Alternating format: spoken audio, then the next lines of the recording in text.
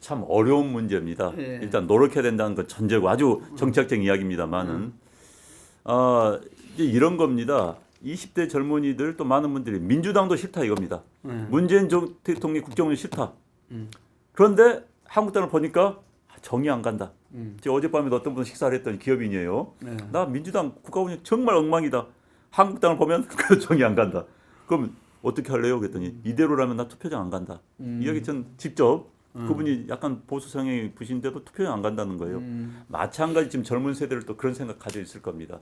젊은 세대도 국가 운영 보니까 뭐가 흔들리고 뭐 집값 오른 것 같고 내가 결혼할 집도 못 살 것 같고 세금은 더 많이 낸다고 하지 경제는 안 되지 국가 안보는 불안하지 맨날 일본하고 싸우고 뭐 미국하고 이러기 때문에 뭔가 이상하거든요. 그러면 대안책을 찾았더니 안 보이는 거예요. 그래서 이제 통합신당은 일단 뭐 노력을 해야겠지만은 그들에게 비전을 제시할 수 있는 미래라는 화두가 굉장히 중요하다 봅니다. 현재 민주당 정권이 가장 잘못한 것은 미래라는 비전을 제시하지 못하고 있습니다. 적폐청산에 매몰돼 있습니다. 아직도 저는 2년이 지났으면 좀 넘어설 줄 알았는데 아직도 못 벗어나고 있어요. 그래서 현재 야권이 제시할 수 있는 최고의 화두는 미래입니다. 자, 청년들에게 자, 여러분들의 미래는 우리가 만들어주겠다. 노인들에게 여러분들의 미래는 우리가 만들어주겠다. 중장년에게 여러분들의 미래를 만들어주겠다는 비전을 제시한다면은 그래 맡겨봐도 될까? 그래 좀 맡겨보지라는 생각이 들 수도 있을 거라고 보거든요. 그래서 지금 통합신당은 저희들이 오늘 또 회의를 했습니다만 중요한 화두 중에 하나가 미래다. 미래의 먹거리. 그다음에 미래 신산업을 어떻게 살릴 것인가. 이것을 주요 화두로 가지고 논의해야 된다라고 한다면은 한국당의 이른바 꼴통 이미지, 보수 정당의 이기주의적 기득권 이미지. 많은 분들이 그런 이야기. 저도 그런 생각을 합니다. 한국의 보수층들은 자기들의 기득권 지키기에 과도하게 매몰돼 왔었다. 한국의 보수 계층들은 어려운 사람들의 마음을 읽는 공감 능력이 떨어졌다. 자, 강남의 아파트 집값 오르니까 난 좋다 이거예요. 사람들 좋다 이거예요. 그러나 실제 집값이 올라가지고 마음이 아픈, 집 못 살기 때문에 정말 고달파하는 청년들의 마음, 저 신혼부부의 마음 우리가 읽어줬느냐? 저는 아니었다고 봅니다. 이제는 말로는 이렇게 해왔죠. 그러나 많은 범보수 계층들의 이러면 우리 사회 기득권 계층들이 그런 마음을 최소한 내려놓지 못하더라도 공감 능력이 있어야 된다고 보거든요. 정말 어려운 사람들이 서울 외곽에서 아파트 한 채도 제도 전세도 못 얻고 밀려 통근 시간 30분에서 1시간, 1시간만 2시간 밀려가는 거 그들의 삶에 대해서 우리가 한 번이라도 생각해 봤느냐? 그런 공감 능력.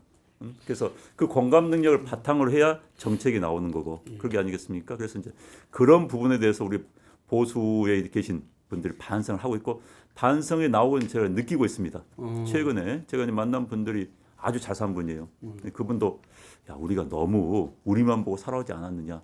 그때 뭐 어려운 사람은 갈등이 계속 커지는 거 아니냐. 빈부격차 계속 커지는 거 아니냐. 정말 우리 잘 사는 사람들도 한번 되돌아봐야 되는 거 아니냐 이런 얘기 하는 걸 이제 들었거든요. 또 어느 주부도 그런 이야기 한 거 들었는데 그래서 그런 공감이랄까요? 그런 공감대가 확산이 된다면은 국민들이 좀 더 가까이 다가갈 수 있지 않을까 싶습니다. 그러니까 이제 우리 사회가 뭐든지 빠릅니다. 양극화도 가장 빠르게 진전이 되고 있습니다. 전 세계는 지금 정치가요, 정치도 양극화되고 있거든요. 미국 정치 아시다시피 민주당과 공화당이 지금처럼 많이 싸운 적이 없습니다. 미국은 기본적으로 이제 정치 구도가 중간 스윙 스테이트라고 있습니다. 그러니까 왔다 갔다 하는 주들. 우리처럼 수도권입니다. 그런데 미국서도 스윙 스테이트가 계속 수가 줄고 있어요. 그 무슨 소리냐? 우리식의 호남과 영남만 늘어나는 겁니다. 지역이. 스윙 스테이트가 있어야만이 거기서 뽑힌 국회의원들이 사고가 좀 유연합니다. 중도적입니다. 그런데 호남 출신 우리 지역으로만 호남 지역이 많아진다면 호남 유권자에 호응할 수 있는 후보. 그런 후보가 당선될 수밖에 없죠. 특히 예비 경선에서. 이제 이런 거죠. 예비 경선을 하다 보면은 그 당의 우세 지역에서는 그 당의 이념에 투철한 후보가 예비 후보가 될 수밖에 없는 거고 그 후보가 그럼 당선되는 겁니다. 그런데 그런 지역이 미국에서 늘어나다 보니까 미국 정책이 양극화되는 거예요. 그러니까 중부 이런 벨트에서의 그러니까 스윙 스테이트가 점점 줄어들다 보니까 미국이 그러는데 우리도 지금 그런 길을 걷고 있습니다. 그런데 그 원인은 뭐냐? 기본적으로 빈부격차입니다. 그 다음에 정보의 갭입니다. 그런데 그건 어쩔 수가 없는 세계적인 현상입니다. 그런데 우리는 이제 그 막으려고 노력을 해야겠죠. 그런데 이제 우리 정치는 게다가 그들보다 더 심한 지역 감정, 이념은 북한이라는 변수가 상수가 있기 때문에 이념에서 벗어날 수가 없습니다. 게다가 이제 세대 갈등도 우리는 과거에는 딴 나라는 세대 갈등이 본래 좀 있었어요. 우리는 세대 갈등 별로 고민하지 않았습니다. 왜? 지역 갈등이 워낙 크다 보니까.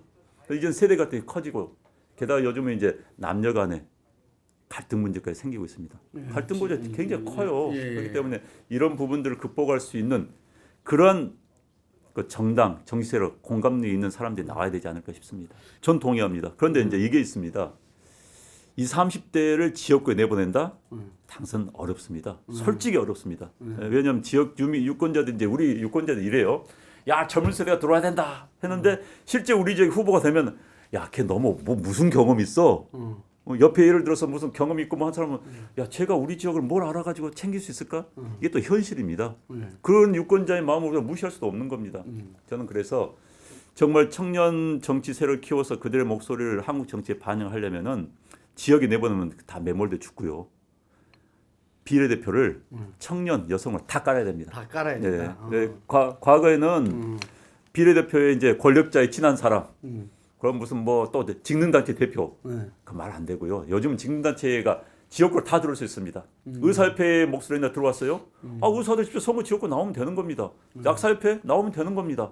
간호사협회 나오면 되는 겁니다. 지역구로 나가면 되는 거고 청년 그러니까 비례대표 몫은 청년과 여성, 사회적 약자. 그러니까 이분들이 목소리 대변할 때는 필요한데 지역구로는 도저히 나올 수 없는 그런 세력들이 있습니다. 그 사람들 전부 비례대표 내보면 되는 거죠. 그래서 이제 담대한 상상력이 좋아한다면은 충분히 뭐 상상의 영역이니까 할 수 있겠죠. 그런데 이제 정책은 현실입니다. 상상력이 필요하지만 현실인데 일단 자원의 문제. 그러니까 이제 기본적으로 정치라는 것은 한 사회가 가진 한정된 자원을 불만을 최소화하면서 공동체 구성원의 불만을 최소화하면서 배분하는 과정이 정치라고 저는 생각을 합니다. 그런데 아까 말씀하신 것처럼 청년들한테 배분할 수 있습니다. 그들의 불만을 최소화시키는 게 공동체에 더 이익인가라는 문제는 분명히 대들 수 있겠죠. 자, 이 자원을 어떻게 동원할 것인가의 문제.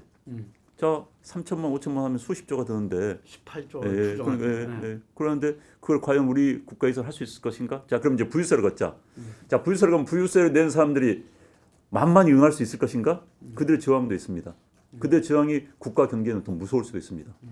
자, 그들의 저항이 오케이, 나 이러기 때문에 저는 요즘도 그런 분들을 많이 봐요. 기업하시는 분들이 아니, 나 상속세 낼 바에는 나 회사 그만두겠다, 덮겠다. 나 회사 지금 300억짜리 회사 하나 가지고 있는데 이거 자식한테 넘겨주려면 150억 세금 내야 된다. 그럴 바에는 나 지금 털고 그냥 우리 애한테 적당히 주고 나 털고 해서 나 그만하겠다. 아 회사 하기 머리 복잡한 이 복잡한 걸 자식한테 왜 줘? 그것도 상수 내면서 이런 분들이 많이 늘고 있습니다. 왜냐면요. 지금 중소기업 하던 분들이 우리나라 60년, 70년대, 80년대 이제 급속도에 성장하면서 기업을 만든 분들이 그분들이 제1세대가 드디어 이제 상속을 할 단계가 이르렀습니다. 물론 재벌들이 2세, 3세가 나왔지만은 그분들이 당장 그 문제에 걸리는 거예요. 자, 그분들이 그러면 자, 나는 회사 그만둘게. 나 이번에 안 하겠었어. 라고 한다면 저 피해는 누가? 직원들만 피해 보는 겁니다. 직원이 잘려 나갑니다. 일자리를 잃습니다. 이런 문제가 생길 수가 있기 때문에 부유세 부분도 명쾌하게 야, 돈 벌어서 준다. 쉽지는 않아요. 저는 그래서 이제 우리 아들이 지금 군대 갔는데 우리 아들하고 그런 이야기 요즘 그 이야기를 하더라고요. 이번에 봉급이 7만 원 올라가지고 너무 좋았다는 겁니다. 7만 원 올라가니까 야 PX 가지고 내가 한턱 쏠게 그러더라는 거예요. 야 젊은 세대들. 저는 심상정 의원이 했던 이야기 가운데서 군인 봉급 100만 원. 전 찬성합니다.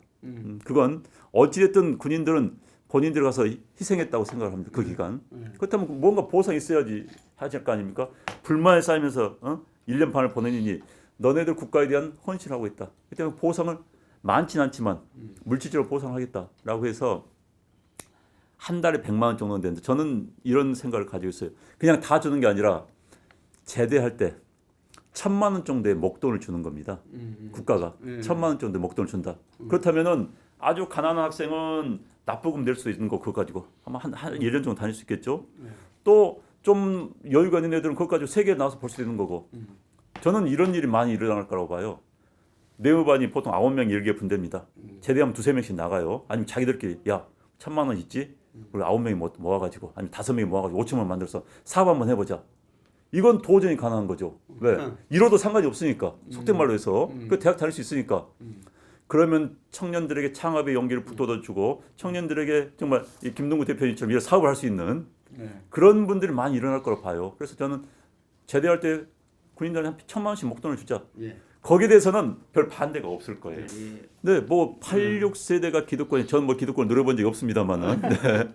그런데 기본적으로 86세대 기득권 이제 연배로 보면 한국 사회 중추가 된 건 맞습니다. 그죠. 50대가 된 거죠. 50대 다 50. 근데 어느 사회나 50대가 중추입니다. 그 사이에 뭐 기업체부터 시작해서 어느 분야도 공무원도 마찬가지고요. 그런데 이제 지금 86세대 타겟은 정확히 말 86 운동권 세대입니다. 86 운동권 세대가 제가 이런 말하면 미안합니다만은 대학 졸업하고 나서 딴 분야를 전혀 하지 않고 대학 때부터 운동권이나 이름하에 정치 영역에 뛰어들었습니다. 다른 영역을 습득할 수 있는 경험할 수 있는 기회를 전혀 본인들은 망실했다고 하겠죠. 뺏겼다고 하겠지만은 그러나 결과로 본다면 그들은 그런 경험하지 않은 상태에서 계속 정치권에 들어왔어요. 그래서 정치권에 픽업이 되던 뭐 국회 보좌관 시작한 들어왔어요. 어찌됐든 그래가지고 그분들이 이제 한국 사회의 중추가 되어버린 겁니다. 저는 굉장히 외눈이라고 생각을 합니다.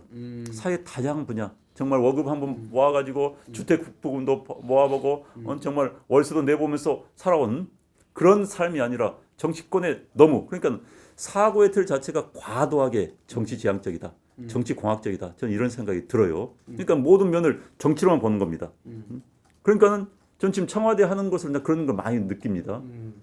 그건 아니거든요. 그래서 그분들이 그리고 이제 특히 한국당은 좀 예외적입니다. 민주당은 그들이 지금 주도권 장악을 하고 있어요.